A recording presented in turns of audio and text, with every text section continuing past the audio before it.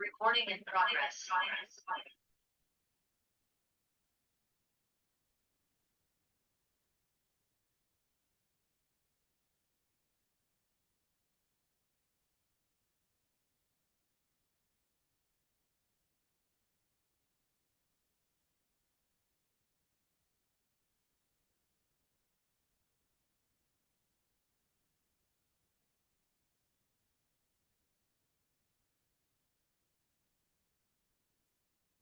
Hello अस्सलाम वालेकुम। जब तक जो ये दूसरे पार्टिसिपेंट्स आ जाते हैं तो लास्ट जो क्वेश्चन था तो फेल आपने शायद सवाल पूछा था कि रीजॉइंडर का मतलब क्या है। तो मैं वो एक्सप्लेन कर देता हूँ जब तक जो है। जज़ाकल्लाह। तो जब तक वो दूसरे पार्टिसिपेंट्स आ जाएं तब तक मैं इसका जो है जवाब दे दूंगा, दे देते हैं, ताकि जो है फिर जो लेट कमर्स हैं फिर वो रिकॉर्डिंग में देख लेंगे। इससे हमारा टाइम भी बच जाएगा। अच्छा, आपका जो सवाल था वो था रीजॉइंडर का।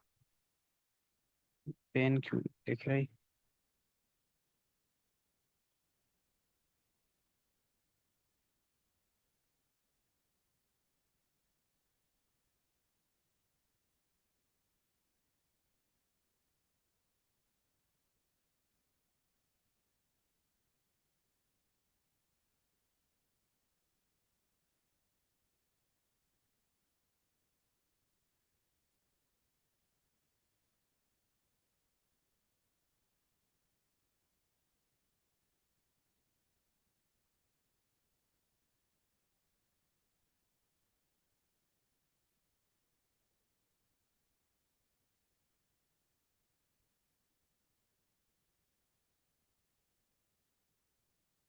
अच्छा, जो आपका सवाल था वो रीजॉइंडर था। आई होप कि आपने यही सवाल पूछा था। तो मैंने ये पहले भी पढ़ा था, फिर मैंने क्योंकि कुछ टाइम पहले पढ़ा था तो इस वजह से मुझे अच्छे कॉन्सेप्ट्स नहीं थे, इस वजह से मैंने आपको कहा कि मैं इंशाल्लाह अपकमिंग लेक्चर में आपको सही तरह से एक्सप्लेन कर दूंगा। तो ये सीपीसी में तीन जो है ये तरह की जो ये कॉन्सेप्ट्स हैं, एक है रीजॉइंडर, दूसरा है नॉन जॉइंडर, और तो तीसरा है मिस जॉइंडर।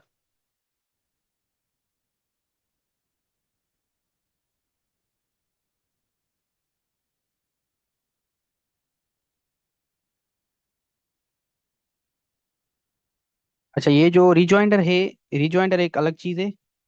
बाकी ये जो नॉन जॉइंडर और जो है मिस जॉइंडर, ये आर्डर 1 और रूल 9 और रूल 13 में लिखे हुए हैं। ये क्या है, नॉन जॉइंडर क्या है, मिस जॉइंडर क्या है? इसमें क्या होता है, नॉन जॉइंडर जो नेसेसरी पार्टी हो और उसको पार्टी नहीं बनाया जाए, तो इस सिचुएशन में वो फिर ग्राउंड लेता है नॉन जॉइंडर का। और अगर जो है कोई जो है पार्टी जरूरी पार्टी ना हो लेकिन उसको फिर भी पार्टी बनाया गया हो, तो फिर वो ग्राउंड बनाएंगे कि भाई ये मिस जॉइंडर है, इसने जो ज्वाइन की है वो सही नेसेसरी पार्टी ही नहीं है, इसका किसी किस्म का इंटरेस्ट ही नहीं है इस केस में, लिहाजा इसको जो है पार्टी नहीं बनाया जाए। अच्छा, अब रिक्वायरमेंट्स क्या होती हैं इस पार्टी को देखने के लिए कि भाई ये पार्टी के, ये प्लेंटिफ के लिए क्वालिफाइड है, ये डिफेंडेंट के लिए क्वालिफाइड है? मतलब कौन सी जो ये शराइत होती हैं जिसको देख के हम कहेंगे कि भाई तुम प्लेटफॉर्म बन सकते हो, तुम डिफेंडेंट बन सकते हो। क्योंकि नॉन ज्वाइंटर और मिस ज्वाइंटर में ये हमें मालूम करना जरूरी है। क्योंकि हम देखेंगे कि भाई ये अगर क्वालिफिकेशंस हैं इसमें तो फिर ये पार्टी बनने के काबिल है, अगर नहीं है तो फिर ये जो है पार्टी बनने के काबिल नहीं है। तो जो रिक्वायरमेंट्स हैं वो आर्डर वन, रूल वन में लिखी हुई है प्लेंटिफ की, और रूल थ्री में जो लिखी हुई है उसकी डिफेंडेंट्स की लिखी हुई है। तो वो आप उसमें जो है देख सकते हैं। जो आपका सवाल था रीजॉइंडर का, तो रीजॉइंडर एक अलग चीज है। ये पूरी सीपीसी में जो एक्सप्लेन नहीं किया गया है, इसका एक अलग से लफ्ज है जो सीपीसी में लिखा हुआ है, आर्डर जो है 8 और रूल नंबर 9 सीपीसी में, उसको नाम दिया गया है सब्सिक्वेंट प्लीडिंग्स। तो रीजॉइंडर का मतलब है कि आपको आपने प्लेंट जमा कराई, आप प्लेंटिफ हैं, फिर जो है डिफेंडेंट ने डिफेंड जो है रिटर्न स्टेटमेंट जमा कराई, उसने एक नया आर्गुमेंट जो एडवांस कर दिया रिटर्न स्टेटमेंट में, तो फिर आप उसका जवाब देना चाहते हैं, तो फिर आपको एक अलग एप्लीकेशन देनी होगी, तो वो होगी सब्सिक्वेंट प्लीडिंग, और आप उसको बोल सकते हैं इधर कि भाई ये रीजॉइंडर है। तो रीजॉइंडर का मतलब क्या हुआ कि reply to the written statement. जब जो डिफेंडेंट है कोई एक आर्ग्यूमेंट एडवांस कर दे जो अभी पहले नहीं हुआ था एडवांस, जैसे हमने पढ़ा था सेट ऑफ का, तो अगर वो सेट ऑफ का आर्ग्यूमेंट जो एडवांस कर देता है और आप उसका जवाब देना चाहते हैं तो आप रिजॉइंडर करेंगे। फिर जो एक सब्सिक्वेंट प्लीडिंग्स जो है जो है ड्राफ्ट करेंगे, फिर वो जमा कराएंगे। तो वो जो है आर्डर 8 रूल 9 के अंडर जो है आप कर सकते हैं। उधर ऐसा किसी किस्म का नाम लिखा नहीं हुआ कि ये रिजॉइंडर, उधर लिखा हुआ है सब्सिक्वेंट प्लीडिंग्स। तो ये था आपका सवाल, आई होप कि आपको जवाब मिल गया होगा। तो आज का जो हमारा लेक्चर है, स्टूडेंट्स आ चुके हैं बहुत, तो हम शुरू कर देते हैं लेक्चर को।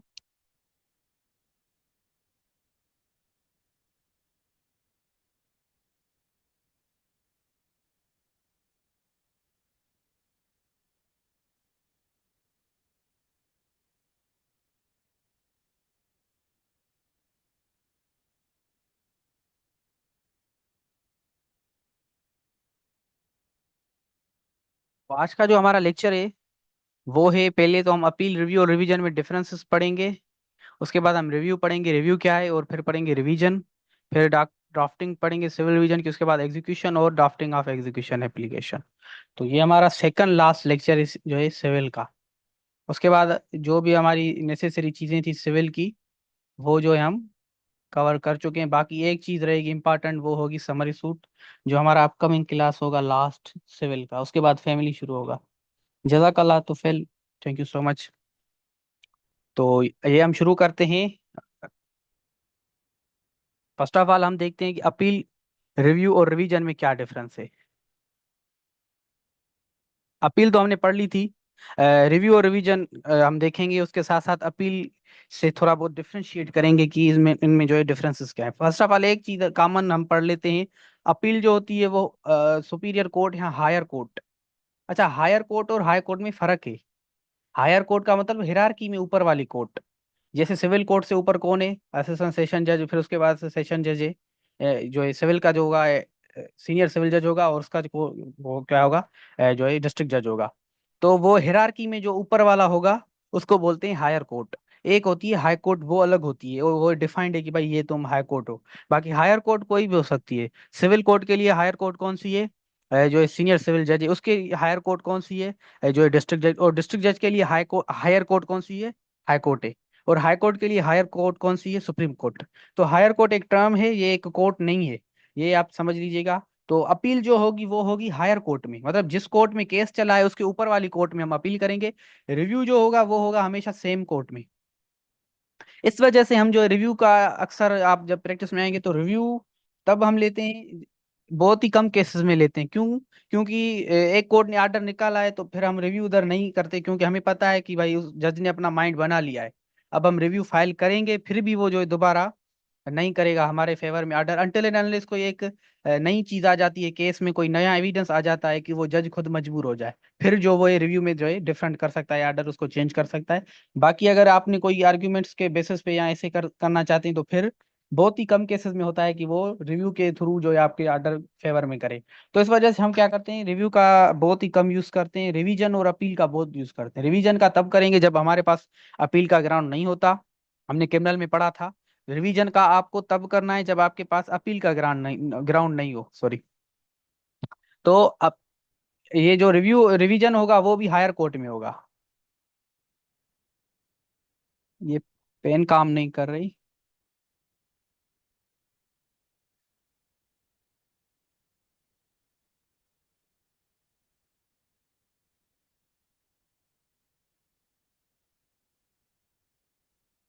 जो रिवीजन होगा वो भी हायर कोर्ट में होता है। तो अपील और जो रिवीजन है दोनों सेम है तकरीबन। लेकिन अपील हम तब करेंगे जब हमारे पास अपील का ग्राउंड होता है, रिवीजन तब करेंगे जब हमारे पास अपील का ग्राउंड नहीं होगा। ऐसे ही आप रिवीजन करेंगे तो फिर आपका वो डिसमिस हो सकता है। क्रिमिनल में हमने पढ़ा था, सिविल में भी आपका डिसमिस हो सकता है।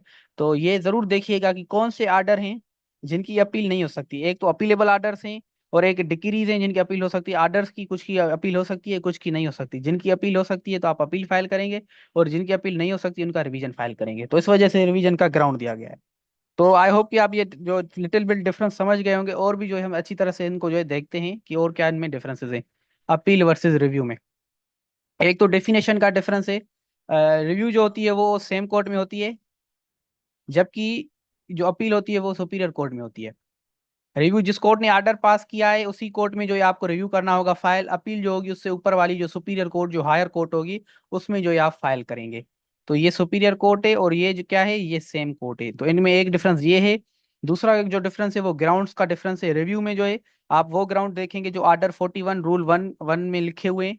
इनमें जो है पांच छह ग्राउंड लिखे हुए हैं जो आप जो है सीपीसी में जो है देख सकते हैं। ज्यादा हम डीप में नहीं जाते क्योंकि हमें बहुत से ड्राफ्टिंग भी सीखनी है। तो इस वजह से आपको हम ये सिर्फ बता देते हैं कि आर्डर जो है 47 रूल 1 के क्लास 1 में सीपीसी में कुछ ग्राउंड्स लिखे हुए हैं, वो रिव्यू के ग्राउंड्स हैं। उस ग्राउंड्स में आप रिव्यू कर सकते हैं। और सेक्शन 114 के जो सब सेक्शन 1 में भी लिखे हुए हैं ग्राउंड्स, उन ग्राउंड्स के बिहाफ पे आप रिव्यू कर सकते हैं। बाकी जो अपील होती है, अपील हमेशा दो ग्राउंड्स पे होती है, एक question of fact and question of law. ये फर्स्ट अपील की बात हो रही है। जो सेकंड अपील होती है सिर्फ क्वेश्चन ऑफ लॉ पे होती है, लेकिन फर्स्ट अपील जो होती है वो क्वेश्चन ऑफ फैक्ट और क्वेश्चन ऑफ लॉ दोनों के बेसिस पे आप कर सकते हैं। तो अपील का जो ग्राउंड हो गया वो एक वाइडर स्कोप है, जबकि जो रिव्यू का स्कोप है वो नैरो स्कोप है। इस वजह से जो है एक्सप्लेन ये लिखा हुआ है आपकी स्क्रीन के ऊपर। और जो है अपील जो है हमारा वो राइट है, वो हम जो है हर सूरत में जो है कर सकते हैं फाइल। ये हमारा राइट है। जबकि रिव्यू जो है वो कोर्ट की डिस्क्रिप्शन होती है अपनी, और कोर्ट का अपना पावर होता है। तो आई होप भी ये भी आप समझ गए होंगे कि ये जो अपील है वो हमारा राइट है, ये हमें हर सूरत में मिल सकता है। बाकी जो रिव्यू है वो कोर्ट की अपनी डिस्क्रिप्शन होती है। कोर्ट कोर्ट के रेमो करम पर होता है कि अगर वो हमें जो है देना चाहे तो दे सकती है, वरना उसकी अपनी मर्जी होती है। तो ये हो गई अपील वर्सेस रिव्यू। उसके बाद अपील वर्सेस रिवीजन। अब ये दोनों जो है हायर कोर्ट्स में होती हैं, तो इनमें दूसरे कौन से डिफरेंसेस है वो देखते हैं। तो एक तो ये दोनों हायर कोर्ट्स में होती हैं, ये तो सेम चीज है, तो ये हम नहीं देखेंगे। बाकी जो डिफरेंसेस हैं वो ये है कि अपील हमेशा पार्टीज के बीच का मसला होता है। पार्टीज खुद में लड़ती हैं तो इस वजह से अपील होती है। बाकी जो रिवीजन होती है वो सुपीरियर कोर्ट और सबऑर्डिनेट कोर्ट की बीच का मसला होता है रिगार्डिंग दी जुरिस्डिक्शन। तो वो हम जब रिवीजन में देखेंगे तो रिवीजन में मसला यही होता है कि भाई इसको जुरिस्डिक्शन नहीं थी, या और बहुत से मसले जो हम उधर पढ़ेंगे कि भाई इसने सही तरीके से फैसला नहीं दिया। कोर्ट का अगर कोई मसला होगा तो फिर हम रिवीजन करेंगे। बाकी पार्टी से रिलेटेड कोई मैटर होता है तो फिर हम अपील करते हैं। तो ये एक डिफरेंस हो गया। उसके बाद अपील जो होती है वो हमेशा अपीलेबल आर्डर्स की होती है, जबकि रिवीजन जो होती है वो जो है जो फाइंडिंग्स होती है कोर्ट की उसके खिलाफ होती है कि भाई इसने सही तरीके से फैसला नहीं दिया। तो ये हमें जज से लड़ते हैं। रिवीजन में क्या करते हैं, जज से हमें जो है हमें लड़ाई करते हैं।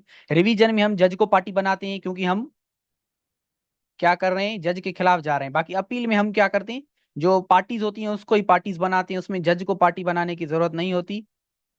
बाकी रिवीजन में हम सिर्फ जज को ही पार्टी बनाते हैं, क्योंकि हमारा मसला जज से होता है कि भाई तुमने जो फाइंडिंग्स हैं वो सही नहीं ली, जो डिसीजन था, डिसीजन की जो आपने फाइंडिंग्स दी हैं, जो उनकी रीजनिंग दी है वो गलत दी है। तो इस वजह से हम रिवीजन फाइल कर रहे हैं। और दूसरा डिफरेंस ये है कि अपील जो है वो हमारा क्या है, अपील हमारा सब्सटेंटिव राइट है। और जबकि रिवीजन क्या है, वो एक डिस्क्रिशन है। रिविजनल जो जुरिस्डिक्शन है वो एक डिस्क्रिशन ऑफ द कोर्ट है। तो आई होप ये भी आप समझ गए होंगे कि अपील हमारा एक सब्सटेंटिव राइट है, जबकि रिविजनल जुरिस्डिक्शन वो एक डिस्क्रिशनरी है। अच्छा, ग्राउंड्स की बात करें तो जो अपील के ग्राउंड से अनरिस्ट्रिक्टेड हैं वो एक, मैंने पहले भी कहा कि रिव्यू में हमने देखा कि अपील के जो ग्राउंड्स होते हैं वो नैरो स्कोप में नहीं होते, वो वाइडर स्कोप पे होते हैं। जबकि जो रिवीजन के होते हैं वो सर्टेन जो ग्राउंड्स हैं वो हम जब पढ़ेंगे 115 सेक्शन अभी पढ़ने वाले हैं उसमें लिखे हुए हैं, उन ग्राउंड्स पे जो है हम रिवीजन फाइल करते हैं। अच्छा, उबैदुल्लाह ने कहा है कि revision revision file for alteration of judgment of the lower court. Exactly आपकी बिल्कुल बात सही है उबैदुल्लाह, कि हम जो है जो लोअर कोर्ट की जजमेंट होती है उसमें आप अल्टरेशन चाहते हैं तो आप रिवीजन फाइल करते हैं, या उसमें आप चाहते हैं कि ये जो फाइंडिंग्स इसने ली है वो सही नहीं ली, तो इस बिहाफ पे जो है आप फाइल करते हैं। उसके बाद रिव्यू के सेक्शंस देख लेते हैं कि कौन सा सेक्शन है, और रिवीजन का भी। तो फिर हम रिवीजन ड्राफ्ट करेंगे। रिव्यू जो सेक्शन है, सेक्शन 114 है। उसमें क्या लिखा हुआ है कि एक डिक्री या आर्डर है, अगर उसकी अपील प्रेफर बाय डिक्री और order from an appeal is allowed, मतलब अपील अलो की गई है लेकिन आप अपील प्रेफर नहीं करना चाहते, आप चाहते हैं कि भाई मैं उसका रिव्यू करूं, तो आप रिव्यू कर सकते हैं। और एक ऐसी डिक्री है जिसकी अपील अलोड नहीं है, उसके लिए भी आप रिव्यू कर सकते हैं। मतलब अपील अलो है, जो है अपील कर सकते हैं या नहीं कर सकते, दोनों सूरतों में आपके पास रिव्यू का ग्राउंड है, आप रिव्यू कर सकते हैं। रिवीजन में ऐसा नहीं है, रिवीजन हम पढ़ेंगे उधर। अगर आपके पास अपील का ग्राउंड है तो आप रिवीजन नहीं कर सकते। रिवीजन आप तभी करेंगे जब आपके पास अपील का ग्राउंड नहीं हो। तीसरा जो वो स्मार्ट जो है कोर्ट ऑफ स्मॉल काजेस की कोई भी डिसीजन हो तो उसके खिलाफ आप रिव्यू कर सकते हैं। तो वो आप अप्लाई कर सकते हैं। May apply for review of judgment to the court which pass the decree और made the order, the court may make such order thereon as it things fit. फिर उसकी मर्जी है, जो वो जिस किस्म का ऑर्डर निकालना चाहे उसकी मर्जी है। तो आई होप आप ये समझ गए होंगे रिव्यू जो होता है वो किस ग्राउंड पे होता है। अगर आपका जो भी डिग्री या ऑर्डर है उसकी अपील अलो हो है, आप अपील कर सकते हैं। लेकिन आप अपील प्रेफर नहीं करते और रिव्यू करते हैं तो आप कर सकते हैं। अगर ऑर्डर और डिग्री की अपील अलो नहीं है तो फिर भी आप रिव्यू कर सकते हैं।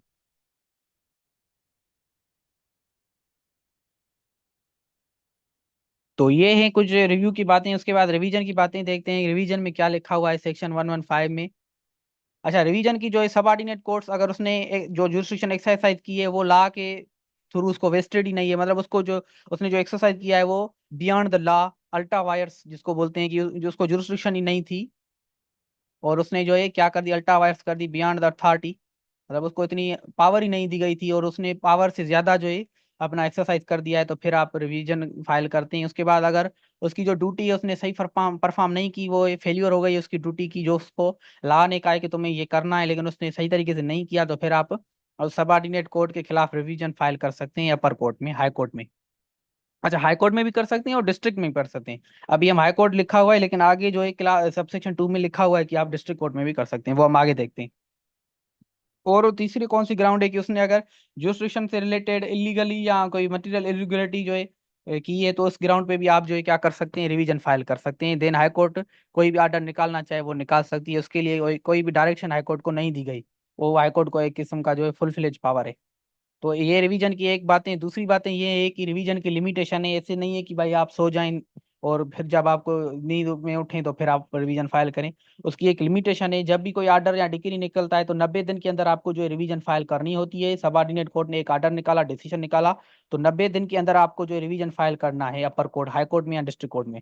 और उस हाई कोर्ट को जो है 6 महीनों के अंदर रिवीजन को जो है डिसाइड करना है।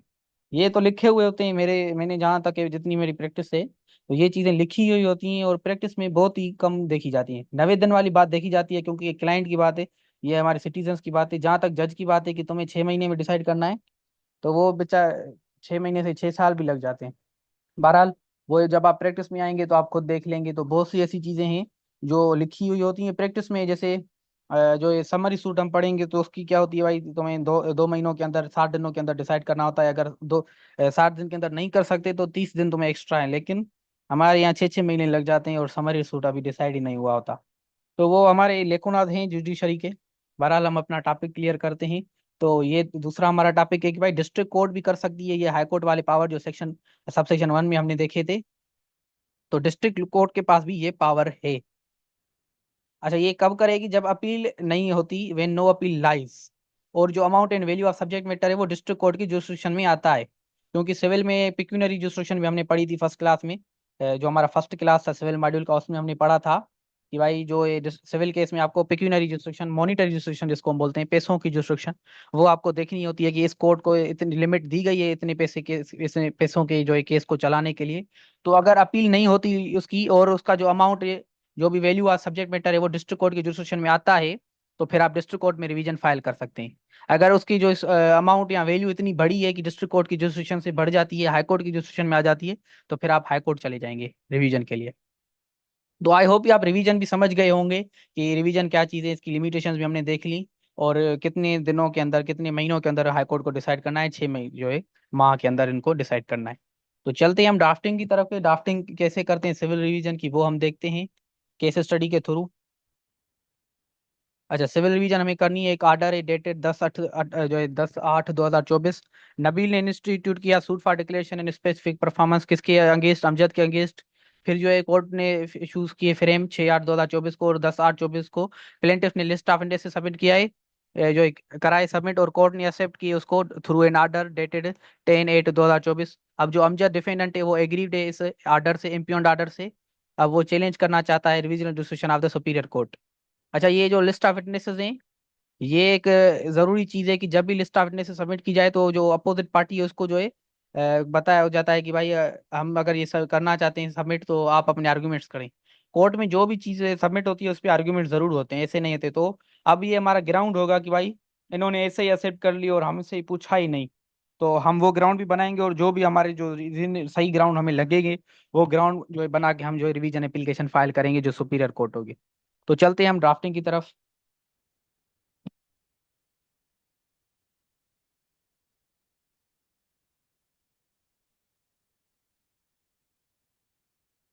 अच्छा, ये जो रिवीजन एप्लीकेशन है, जो भी हम फाइल करेंगे, अपील हो गई, रिवीजन हो गई, क्योंकि अपर कोर्ट में है तो हमें नीचे वाली कोर्ट की सारी डिटेल्स देनी होती हैं। तो इस वजह से जो है हम ये इंडेक्स जरूर बनाते हैं। तो ये जो अपील हो गई या रिवीजन हो गई तो आपको इंडेक्स बनाना होता है। मैंने एक देखा था कि नॉर्मल एप्लीकेशन थी उसमें भी इंडेक्स बना हुआ था। मैंने फिर सर से पूछा, सीनियर अपना सर, तो सीनियर से पूछा कि सर ये तो आपने हमने देखा है कि अपील में होती है और रिवीजन में। तो सर ने बोला कि ये जो इंडेक्स वाली चीज है आपकी अपनी मर्जी होती है। ये कोर्ट को एक किस्म की सहूलत देना चाहते हैं, आप फैसिलिटेशन देना चाहते हैं कोर्ट को, कि भाई कोर्ट को पहले ही डॉक्यूमेंट से पता चल जाए कि भाई कौन सी चीज कहाँ पे पड़ी है। तो वो आप कर सकते हैं, इसके लिए कोई रिक्वायरमेंट नहीं है।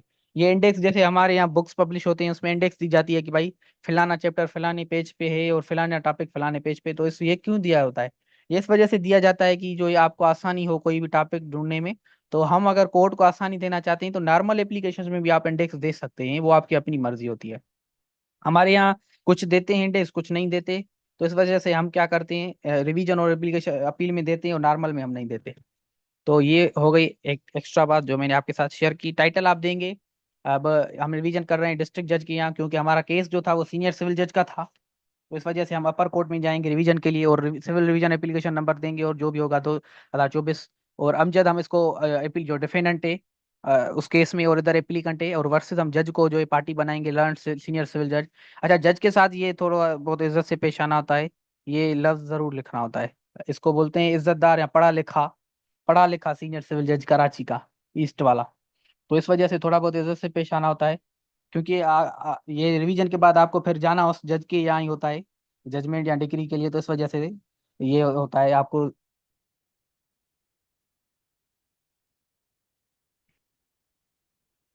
अच्छा, ये इंडेक्स हो गया। इंडेक्स में हाँ जी बिल्कुल, लर्न इसको बोलते हैं, पढ़ा लिखा। मकसूद ने पूछा है।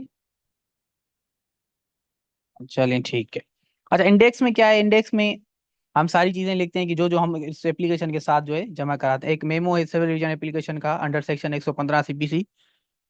उसके बाद सर्टिफाइड टू कॉपी है जो इसके आर्डर की, जिसके खिलाफ हम आए हैं रिवीजन के लिए। उसके बाद ये एक एप्लीकेशन है अंडर आर्डर 41 रूल 5 की, ये एक एक्स्ट्रा एप्लीकेशन है। ये क्या है, ये हम ड्राफ्टिंग जब इसको करते हैं तो उधर भी देख लेते हैं, इधर भी एक्सप्लेन कर देता हूँ। ये है stay of execution and proceedings. Execution अभी हमने नहीं पढ़ी है, अभी हमारा अपकमिंग टॉपिक इसी लेक्चर में हम पढ़ेंगे एग्जीक्यूशन। तो जब भी आप अपील करते हैं तो एग्जीक्यूशन स्टे नहीं होता डायरेक्ट, उसके लिए आपको एप्लीकेशन देनी होती है इस ऑर्डर के थ्रू। और जब भी आप रिवीजन करते हैं तो नीचे कोर्ट की प्रोसीडिंग स्टे नहीं होती, उसके लिए भी हम एप्लीकेशन देते हैं कि भाई नीची कोर्ट वाली जो प्रोसीडिंग्स है वो स्टे की जाए। मतलब अगर हम ये विटनेसेस के खिलाफ आए कि इसकी जो लिस्ट है वो एक्सेप्ट नहीं की जाए, क्यों नहीं की जाए वो हम ग्राउंड बनाएंगे।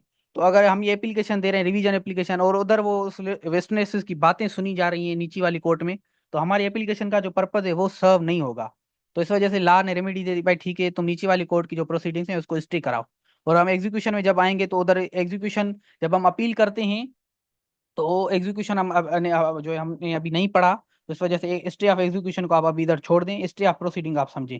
तो प्रोसीडिंग नीचे वाली कोर्ट की अगर स्टे नहीं होगी, तो आप अगर कोई रिवीजन करना चाहते हैं तो फिर आपके रिवीजन का जो पर्पज होगा वो सर्व नहीं होगा। तो इस वजह से आपको रिवीजन एप्लीकेशन के साथ ये एप्लीकेशन आर्डर 41 रूल 5 के तहत स्टे ऑफ प्रोसीडिंग्स की भी फाइल करनी होती है, कि भाई मेरी जब तक ये एप्लीकेशन सुनी जा रही है तब तक जो नीचे वाली कोर्ट है सबऑर्डिनेट कोर्ट, उसकी प्रोसीडिंग्स को स्टे किया जाए।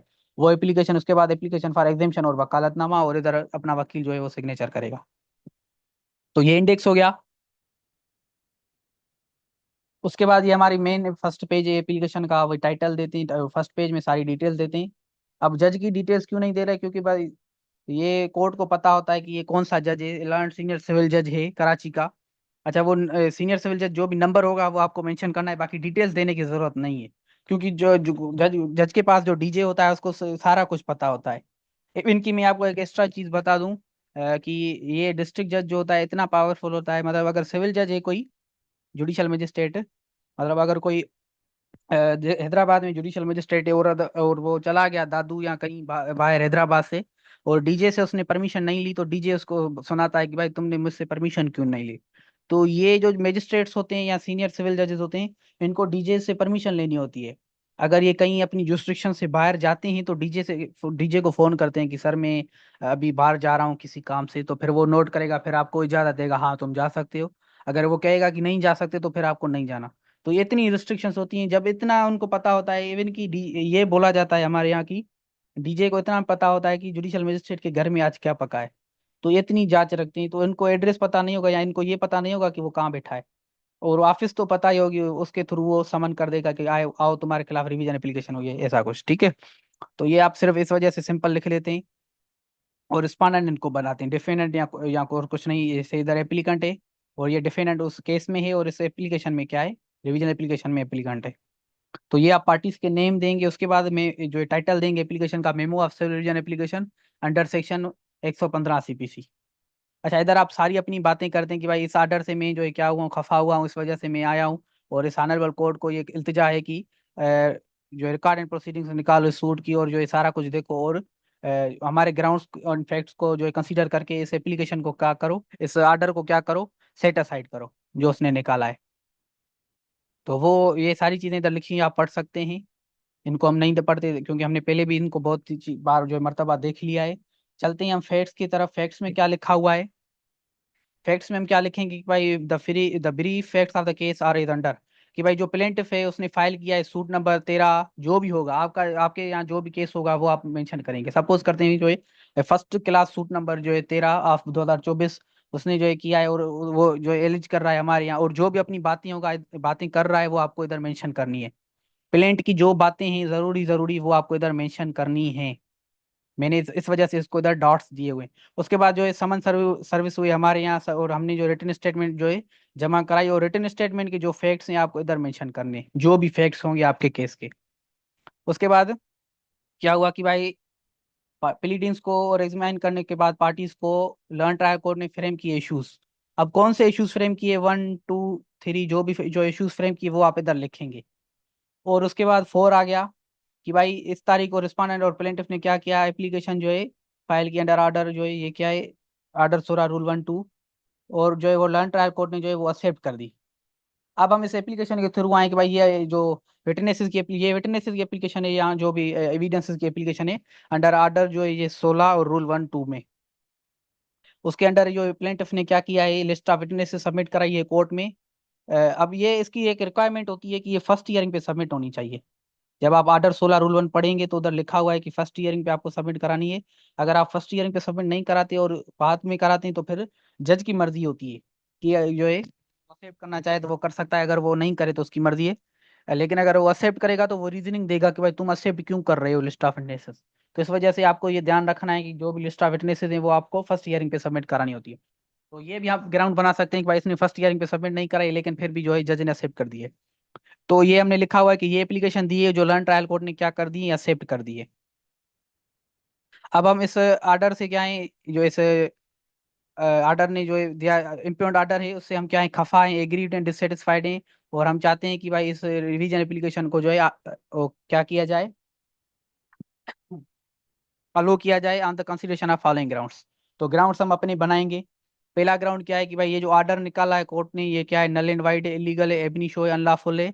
इस वजह से इसको जो है ये कानून की नज़र में खराब है, क्योंकि इतनी चीजें इसमें हैं, जैसे कोई कोई बोलता है कि भाई ये जो है, जो है एक किस्म का क्या बोलते हैं, पढ़ता भी नहीं है और सारा दिन मोबाइल चलाता है, इस वजह से ये अच्छा बच्चा नहीं है। तो हमने इधर लिखा हुआ है कि भाई ये ऑर्डर नल है, वाइड है, इलीगल एबनी है, इस वजह से ये कानून की नज़र में खराब है। उसके बाद लर्न ट्रायल कोर्ट ने क्या किए, एक ग्रास इलीगलिटी कमिट किए प्रोसीजर से रिलेटेड जो कानून की नज़र में खराब है। अब वो कैसे उन्होंने किए वो हम पैरा नंबर 3 में जो है मेंशन किया हुआ है कि लर्न ट्रायल कोर्ट ने जो है प्रोविजन जो लिखे ऑर्डर 16 रूल 1 2 में, उसमें लिखा हुआ है कि लिस्ट ऑफ डॉक्यूमेंट जो कोर्ट रिक्वायर करती है वो फर्स्ट हियरिंग पे आपको देनी है। लेकिन जो है लर्न ट्रायल कोर्ट ने क्या कर दिया है, एप्लीकेंट और डिफेंडेंट को सुनने के बिना विदाउट हियरिंग द एप्लीकेंट से ले डिफेंडेंट, ऐसे ही जो है उसने ऑर्डर पास कर दिया है। अब ये रिक्वायरमेंट है कि एक तो फर्स्ट हियरिंग पे आपको जो है देने हैं, उसके बाद जो है एप्लीकेंट जो डिफेंडेंट है उसको सुनना है। डिफेंडेंट अगर जमा करा रहा है तो प्लेंटिफ को सुनना है, अगर प्लेंटिफ जो है जमा करा है तो डिफेंडेंट को सुनना है। ऐसे नहीं है कि बस वो जो है स्टेटमेंट दे दे, कोई चीज दे दे और आप जो है वो कर दें, वो एक्सेप्ट कर दें। एक्सेप्ट करने के लिए आपको एनओसी लेनी होती है एक किस्म की, कि भाई आपको कोई मसला तो नहीं, मैं ये इसके लिस्ट ऑफ से एक्सेप्ट कर रहा हूँ। तो उन्होंने हमसे पूछा ही नहीं, ऐसे ही जो अलो कर दिया है, और ऐसे ही उसने एक्सेप्ट कर दिया। ये जो प्रोसीजर की खिलाफ वर्जी है जो ऑर्डर 16 रूल 1 में जो है लिखी हुई है। और ये जो है ये लॉ के अगेंस्ट और फैक्ट्स ऑफ केसेस जो भी हैं वो लॉ के अगेंस्ट, इस वजह से इसको जो सेट असाइड करना चाहिए। और हमने सर्टिफाइड टू कॉपी भी दी हुई है इस आर्डर की, जो इसने एक्सेप्ट किया है। इस वजह से दिया है ताकि जो है ये इस आर्डर की रिवीजन एप्लीकेशन फाइल की है तो कोर्ट जब रिवीजन हमारे फेवर में करेगी तो आर्डर होना लाजमी है उसका। और फर्दर ग्राउंड हम तब करेंगे जब ये एप्लीकेशन सुनी जाएगी with the kind permission of honourable court. और हम इसके साथ साथ जो एफिडेविट बनाएंगे, एफिडेविट में रिपीट नहीं करता क्योंकि हमने बहुत बार मर्तबा देख लिया है, तो इस वजह से मैं इसको रिपीट नहीं करता। तो चलते हैं हम एक और एप्लीकेशन जो हमने देखी थी। कौन सी application? Application under order 41 rule 5। ये स्टे ऑफ प्रोसीडिंग्स, जब आप रिवीजन एप्लीकेशन फाइल करते हैं तो आप चाहते हैं कि भाई नीचे वाली कोर्ट की प्रोसीडिंग्स भी स्टे की जाए, वरना आपकी रिवीजन एप्लीकेशन का जो मकसद होगा वो पूरा नहीं होगा। मतलब आप लिस्ट ऑफ विटनेसेस के खिलाफ चाहते हैं कि भाई वो जो एक्सेप्ट नहीं किए जाएं, और आप जो रिवीजन एप्लीकेशन फाइल करती है और नीचे उस विटनेसेस को सुना जाएगा, और उसके बाद आप आर्डर लेके आएंगे तो फिर आपके आर्डर का पर्पस तो सर्व नहीं होगा। तो इस वजह से आप क्या करेंगे, आर्डर 41 रूल 5 में जो ये एप्लीकेशन देंगे कि भाई उस नीचे वाली कोर्ट की अब तक अभी के लिए प्रोसीडिंग्स की क्या की जाए, स्टे लगाया जाए उस पे। और इधर हम शार्ट टाइटल देते हैं क्योंकि ये सेकंड एप्लीकेशन है और इसके साथ दी गई है, इस वजह से इसको हमने शार्ट बना रखता है। अच्छा, हम इसमें कोर्ट से क्या मांगते हैं कि भाई स्टे लगाया जाए किस पे, ऑपरेशन ऑफ द इम्प्योर्ड ऑर्डर, जो इम्प्योर्ड ऑर्डर की जो भी ऑपरेशन हैं, जो स्टे लगाया जाए जब तक ये रिवीजन एप्लीकेशन चल रही है। और on the consideration of facts and grounds, जो हमने जो अकम्पनिंग एफिडेविट है उसमें लिखे हुए हैं। अब ये हमारी एप्लीकेशन अलो क्यों की जाए, हम स्टे क्यों लगाएं ऑपरेशन ऑफ द इम्प्योर्ड ऑर्डर पे, वो हमने फैक्ट्स दिए हुए हैं, हमने ग्राउंड्स मेंशन किए हुए हैं जो एफिडेविट में साथ हमने वो उधर मेंशन किए हुए हैं। तो आप एफिडेविट बनाएंगे तो उधर आप अपने फैक्ट्स एंड ग्राउंड भी जो है मेंशन करेंगे। तो एफिडेविट में मैंने ये आप इधर सारी डिटेल्स देंगे अपने क्लाइंट की, जो भी डिटेल्स होंगी। डिटेल्स देने के बाद आप बताएंगे कि भाई मैं जो है एप्लीकेंट हूँ इस एप्लीकेशन का, और ये जो एप्लीकेशन है मेरे जो डायरेक्शंस पे दी गई है और ये इसके साथ समझी जाए। और ये जो ऑर्डर है इम्पोर्ट ऑर्डर, ये लॉ के अगेंस्ट, इस वजह से इसको सेट असाइड किया जाए। और अगर इसकी ऑपरेशंस को स्टे नहीं किया गया तो हमारे जो एप्लीकेशन से जो हमने फाइल की instant application of civil revision, उसका जो पर्पज होगा वो क्या होगा, वो सर्व नहीं होगा। तो इस वजह से इस ग्राउंड के बेसिस पे भाई अगर ये जो हमारी एप्लीकेशन अलो नहीं की गई और स्टे नहीं किया गया प्रोसीडिंग्स पे, तो हमारा जो रिवीजन एप्लीकेशन का पर्पस होगा वो सर्व नहीं होगा, और वो ऐसा नुकसान देगा मुझे जिसका कोई हर्जाना नहीं हो सकता अगर ये एप्लीकेशन अलो नहीं की गई। फिर इधर अपनी डिपोनेंट सिग्नेचर करता है और आपका वकील सिग्नेचर। तो बाकी तो एफिडेविट है तो इस वजह से मैं इसको रिपीट नहीं करता।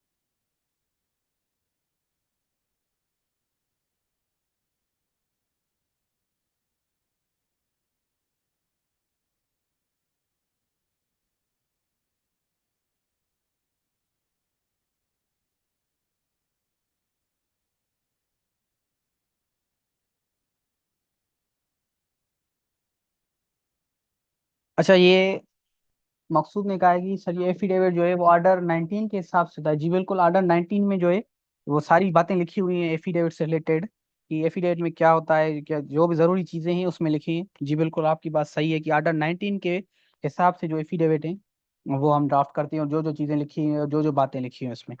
तो आज का जो हमारा दूसरा टॉपिक है वो है एग्जीक्यूशन।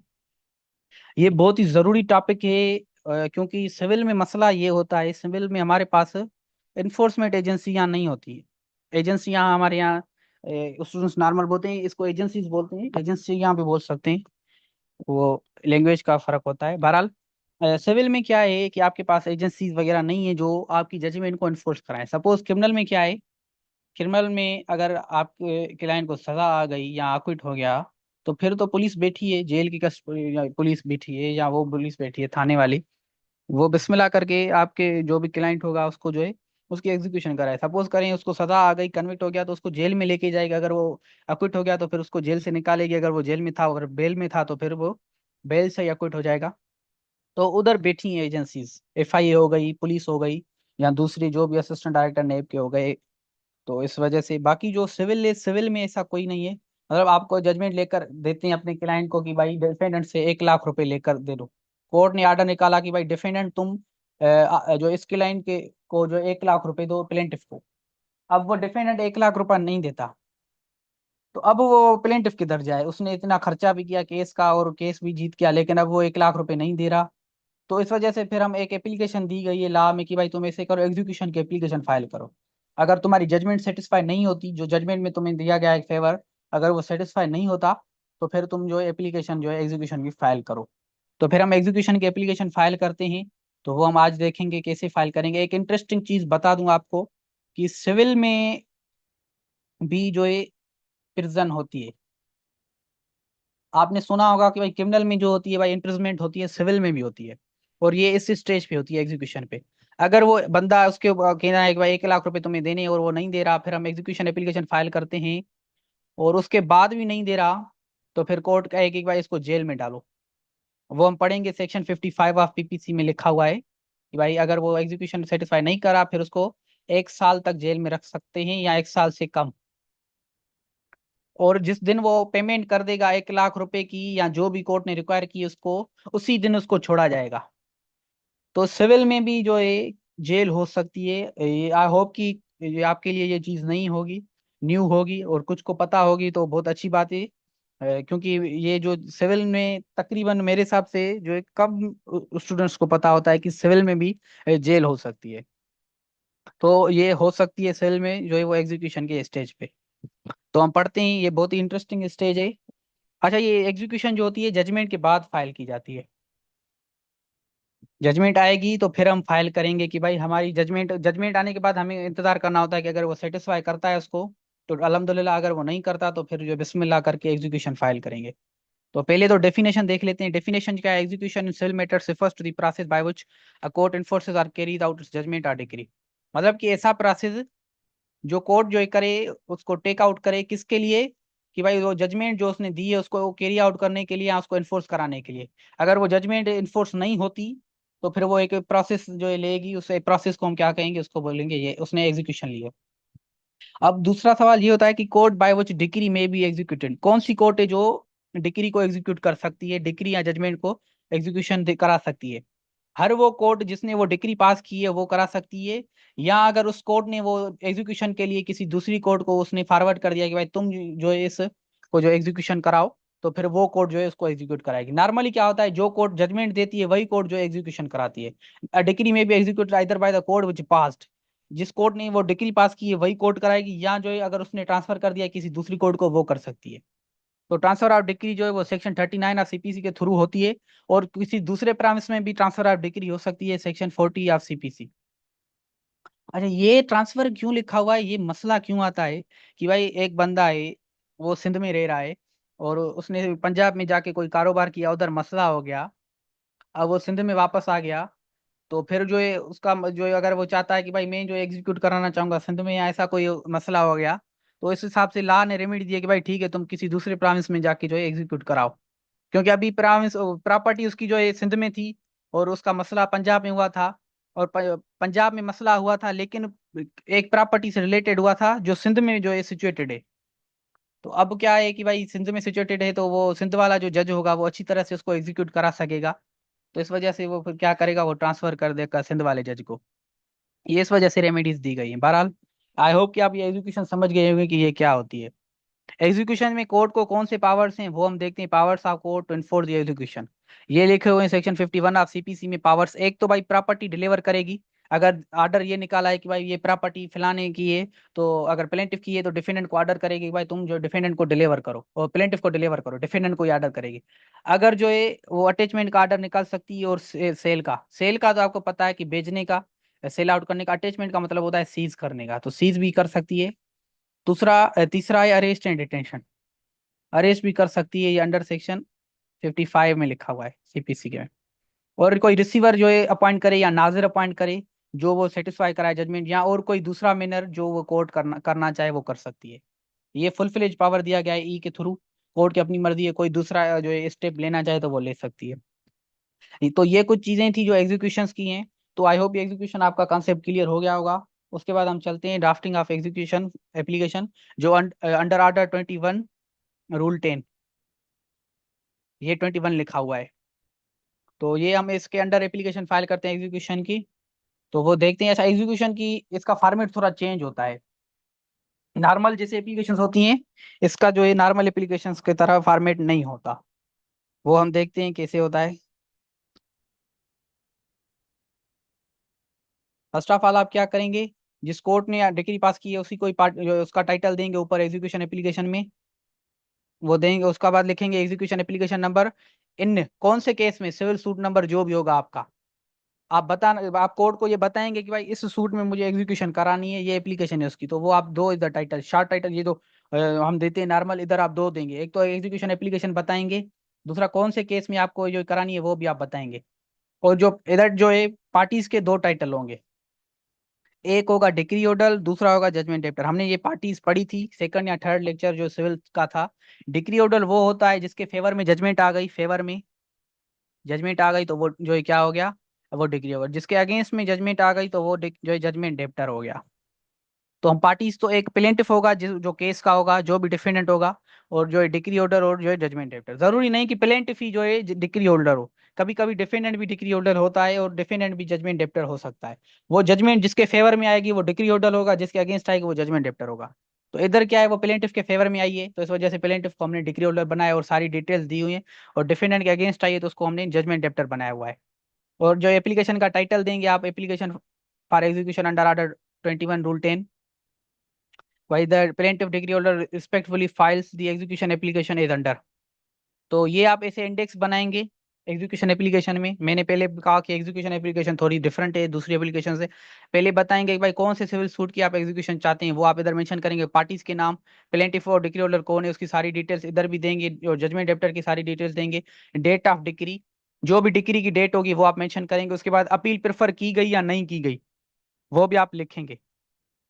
इधर हमने मेंशन किया हुआ है क्या है भाई, इसने जो है अपील प्रेफर की थी, जो जो है डिस्ट्रिक्ट जज के यहाँ इसने की थी, और वो ट्रांसफर की गई एडीजे को, एड्स एडीजे को, जो डिसमिस हो गई।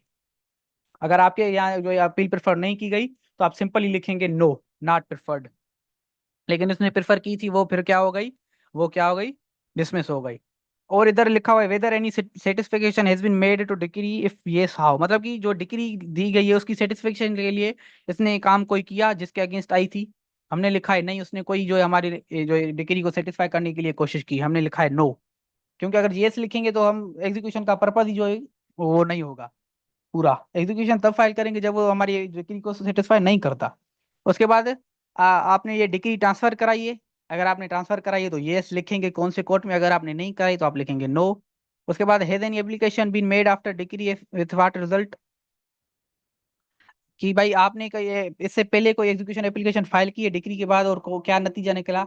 हमने लिखा है नहीं, हमने फाइल ही नहीं की। अगर आपने फाइल की है उसका क्या नतीजा निकला तो आप वो मेंशन करेंगे। नॉर्मली इसका जवाब नो होता है। उसके बाद अवार्ड क्या है डिग्री के बेसिस पे, कि भाई आपको क्या मिलना चाहिए, हमने लिखा है कि भाई 60 लाख रुपए हमें मिलने चाहिए प्लेंटिफ को। और खर्चा कोई आया है आपका, हमने लिखा है नहीं। अगर आपका कोई खर्चा आ गया है तो आप लिख सकते हैं। उसके बाद against whom the execution application is applied for, हमने लिखा है डिफेंडेंट और जजमेंट डेप्टर। अब ये हमने क्यों लिखा है, जाहिर बात है जिसके खिलाफ जजमेंट आएगी तो उसी के खिलाफ ही हम आएंगे एग्जीक्यूशन में। ये इस वजह से हमने लिखा है। कभी कभी क्या होता है एक से ज्यादा जो है जो है जजमेंट डेप्टर हो जाते हैं। सपोज करें 3 जजमेंट डेप्टर हैं, जी जे डी का मतलब है जजमेंट डेप्टर, और दो ने जो है सेटिस्फाई किया है जजमेंट को, और एक सेटिस्फाई नहीं कर रहा, तो हम उसका नाम इधर लिखेंगे कि भाई इसने सेटिस्फाई नहीं किया, ये सेटिस्फाई नहीं करा और इन दोनों ने सेटिस्फाई कर दिया है, तो इसका हम नाम इधर लिखेंगे कि भाई इसने सेटिस्फाई नहीं किया, और इसके खिलाफ एग्जीक्यूशन की एप्लीकेशन निकलेगी। और जो इन दोनों ने सेटिस्फाई किया है तो कोर्ट इसको कुछ नहीं करेगी। तो इस वजह से कोर्ट पूछती है कि भाई कौन से, इधर तो एक ही जजमेंट डेप्टर है लेकिन एक से ज्यादा होंगे, तो फिर कोर्ट पूछेगी भाई कौन से जजमेंट डेप्टर के खिलाफ आप ये एग्जीक्यूशन एप्लीकेशन फाइल करना चाहते हैं। तो उधर हम लिखेंगे कि भाई अगेंस्ट डिफेंडेंट नंबर 1, 2 या 3 जो भी होगा, और जजमेंट डेप्टर उसको लिखेंगे। अब हम मूड पूछते हैं कोर्ट को, कोर्ट हमसे मूड पूछते हैं कि भाई कौन से मूड में आप चाहते हैं कि भाई आपकी एग्जीक्यूशन एप्लीकेशन की जाए। हम चाहते हैं कि भाई इसकी मूवेबल या इमूवेबल प्रॉपर्टी को अटैच किया जाए, जो भी डिफेंडेंट की या जजमेंट डेप्टर की है। या अगर वो नहीं करता, कि उसको फिर जेल में रखा जाए अंडर सेक्शन 55 ऑफ सीपीसी, जब तक वो पेमेंट नहीं करता। तो ये आप जेल वाली बात भी लिख सकते हैं, वो आपके ऊपर है। अगर आपका कोई फैमिली का बंदा है तो ये आप नहीं लिखना चाहते हैं तो आप नहीं लिखिएगा। क्लाइंट हो तो क्लाइंट की अलग बात है, अगर फैमिली कोई केस है, फैमिली में आप चाहते हैं कि भाई वो मुझे पैसे दे, तो आप अटैचमेंट की बात लिख दीजिएगा। ये जेल वाली आप अगर नहीं लिखना चाहें तो आपकी मर्जी है, जो है मैंडेटरी नहीं है। लेकिन जेल वाली इस वजह से लिखते हैं कि अगला बंदा डर जाता है, फिर वो पेमेंट कर देता है। तो इस वजह से हम ये लिखते हैं। उसके बाद जो प्लेंटिफ डिक्री ऑर्डर अपनी सिग्नेचर करेगा, और उसका जो एडवोकेट होगा वो, और जो ये वेरिफिकेशन बनाते हैं, तो आपको पता है कि वेरिफिकेशन हम कैसे बनाते हैं, तो इस वजह से मैं इसको रिपीट नहीं करता। तो ये थी एग्जीक्यूशन की एप्लीकेशन। अच्छा, ये एग्जीक्यूशन एप्लीकेशन हमने फाइल की, जो डिक्री होल्डर था हमारा डीएच मतलब कि डिक्री होल्डर, अब उसने फाइल किए, तो जजमेंट डेप्टर तो चुप करके नहीं बैठेगा, तो वो ऑब्जेक्शंस फाइल करेगा, जिसको हम काउंटर एफिडेविट भी बोलते हैं। तो वो देखते हैं कि वो कैसे ड्राफ्ट किया जाता है।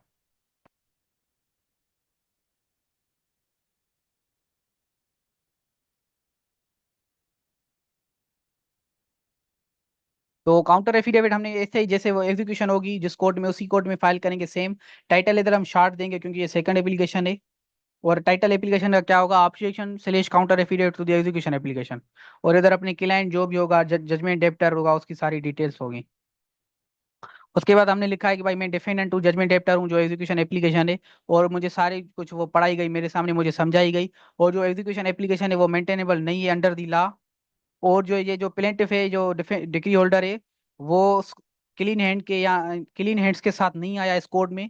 इसने कुछ फैक्ट्स को जो है छुपाया हुआ है। और इसकी जो सिग्नेचर आदमी पेमेंट रिसिप्ट हैं वो जेन्युइन है, इस वजह से उसको कंसीडर किया जाए। तो हम ये सारी चीजें, ये ग्राउंड्स बना रहे हैं, ये पेमेंट रिसिप्ट की जो सिग्नेचर है, हम जो प्रीवियस केस स्टडी थी उसकी बात थी, इस वजह से मैंने इसको ग्राउंड बनाया था। और जो भी जो ग्राउंड बनाना चाहें आप बना सकते हैं। और इस वजह से मैंने इसकी स्पेस दी गई है, क्योंकि ये case to case different different होते हैं। आपके केस में जो भी ग्राउंड हो आप वो मेंशन करेंगे। और मेंशन करने के बाद इधर नीचे लिखेंगे कि भाई to date whatever stated above is true and correct to the best of my knowledge. और इधर आपका क्लाइंट सिग्नेचर करेगा, इधर आप वकील अपनी सिग्नेचर करेंगे, और कमिश्नर फॉर टेकिंग और सिग्नेचर करेगा। तो ये काउंटर एफिडेविट का ये फॉर्मेट है। और जो भी आपके ग्राउंड्स बनाना चाहें, ये 3 4 ग्राउंड मैंने मेंशन किए हुए हैं। इससे ज्यादा भी अगर आप बनाना चाहें तो आप बना सकते हैं। फिर ये बना के जो है आप ये counter affidavit to the execution application जो है फाइल करेंगे उसी कोर्ट में जिस कोर्ट में एग्जीक्यूशन एप्लीकेशन फाइल की गई थी। तो ये था हमारा आज का लेक्चर। आई होप कि आपने एंजॉय किया होगा, क्योंकि इसमें बहुत सी इंटरेस्टिंग चीजें थी। एग्जीक्यूशन वाली जो थी वो इंटरेस्टिंग थी आपके, मुझे लगता है कि आपको इंटरेस्टिंग लगी होगी। क्योंकि क्या है कि सिविल में ये जो जेल वाली चीज है ये क्योंकि जरूरी, हमने पहले भी बहुत से स्टूडेंट ऐसे हैं मैंने देखा है, उनको पता नहीं होता।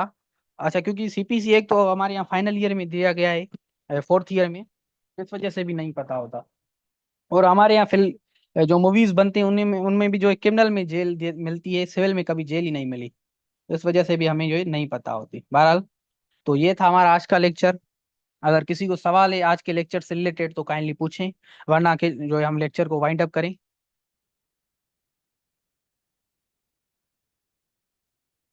अच्छा, तुफेल ने बहुत ही अच्छा सवाल किया है कि सर अगर प्रॉपर्टी जो है वो सिंध में है, तो उससे रिलेटेड जो केस है वो किसी दूसरी चीज में कैसे हो सकता है। तो बहुत ही अच्छा सवाल है, मैं इसको एक्सप्लेन करता हूँ। ये जो देखा जाए वैसे जुरिस्डिक्शन तो सिंध की कोर्ट को होना चाहिए, जो भी कंसर्न कोर्ट है। तो सपोज करते हैं एक बंदा है, उसकी जो प्रॉपर्टी है वो सिंध में है। अब वो कोई गुड्स वगैरह ट्रांसफर करता है, या जो है उसका जो कोई एक किस्म का जो फैक्ट्री का कोई आउटलेट है, वो पंजाब में भी है उसका। अब किसी किस्म का मसला हो गया, उस जो जिसके साथ मसला हुआ है, जो प्लेंटिफ है, वो पंजाब का है। उसने पंजाब के किसी कोर्ट में जो है केस फाइल कर दिया। अब उसने जो है जजमेंट दे दी, जजमेंट अब एग्जीक्यूट कराना चाहता है। तो अब ये जो सिंध वाला बंदा है कि ये एप्लीकेशन फाइल कर सकता है कि भाई मैं सिंध में रहता हूँ, लिहाजा इसको जो है सिंध में एग्जीक्यूट किया जाए। या जो है कोई कोई मसला है मेरे साथ, जो भी वो ग्राउंड लेना चाहे, तो वो ग्राउंड बनाने के बाद वो जो है कर सकता है। अच्छा, इसके लिए रीजनेबल ग्राउंड्स होने चाहिए, ये हर केस में नहीं होता। Transfer of degree her case में नहीं होता। इसमें जो है क्या होता है, इसमें के लिए आपको रीजनेबल ग्राउंड्स जो है बनाने होते हैं। तो ये कि ऐसा जो है मैंने हाथ से अभी एग्जांपल बनाया हुआ है, सोच समझ के नहीं बनाया हुआ। तो आई होप कि आपको समझ आ गया होगा। इसका अच्छा एग्जांपल आपको ऐसे में समझा सकता हूँ, फैमिली केस का मैं आपको अच्छी तरह से समझा सकता हूँ, कॉन्सेप्ट आपका क्लियर हो जाएगा यही ट्रांसफर ऑफ डिग्री का। उसमें क्या होता है कि कभी कभी ट्रांसफर ऑफ केस भी होता है। तो सपोज करें मियाँ बीबी साथ में रह रहे हो, ठीक है। अब वो रह रहे हैं सिंध में, उसके बाद तलाक हो गई, या किसी किस्म का झगड़ा हो गया, अभी केस चल रहा है इनका तलाक का या मेंटेनेंस का। अब वो बीबी जो है वो पंजाब चली गई, या सिंध वाली थी जो सिंध में, पंजाब वाली थी वो सिंध में आ गई। अल्ट्रा वायरस जो जो भी वाइस वर्सा कर लें, सपोज करते हैं वो सिंध में रह रहे थे, उसकी जो बीवी थी वो पंजाब की थी, वो पंजाब चली गई। अब वो चाहती है कि भाई मैं पंजाब में रह रही हूँ अपने वालदेन के साथ, लिहाजा इस केस को ट्रांसफर किया जाए या इस डिग्री को इधर ट्रांसफर किया जाए। तो फिर इस ग्राउंड पे जो है वो उसको ट्रांसफर किया जा सकता है। तो वो एक रीजनेबल ग्राउंड्स होते हैं। फाइल उधर ही होगा जिसकी जुस्टिफिकेशन होगी। अगर आपका मसला पंजाब में हुआ है तो फाइल उधर ही होगा, मसला हल भी उधर ही होगा। अगर आप डिग्री ट्रांसफर कराना चाहते हैं तो उसके लिए आपको रीजनेबल ग्राउंड्स देने होंगे और कोर्ट को सेटिस्फाई करना होगा। तो फिर सेटिस्फाई करने के बाद ही जो है डिग्री ट्रांसफर हो सकती है। जहां तक बात है केस की, तो केस के लिए आपकी बात सही है, तो फेल की जो जो जो जहाँ मसला होता है वहीं कोर्ट जो है केस फाइल होता है। तो अगर पंजाब में मसला है तो फिर पंजाब में जो है फाइल की जाएगी, अगर सिंध में मसला है तो सिंध में फाइल की जाएगी। तो आई होप कि आपको सवाल का जवाब मिल गया होगा। जजाकल्ला। तो मिलते हैं इंशाल्लाह अपकमिंग लेक्चर में।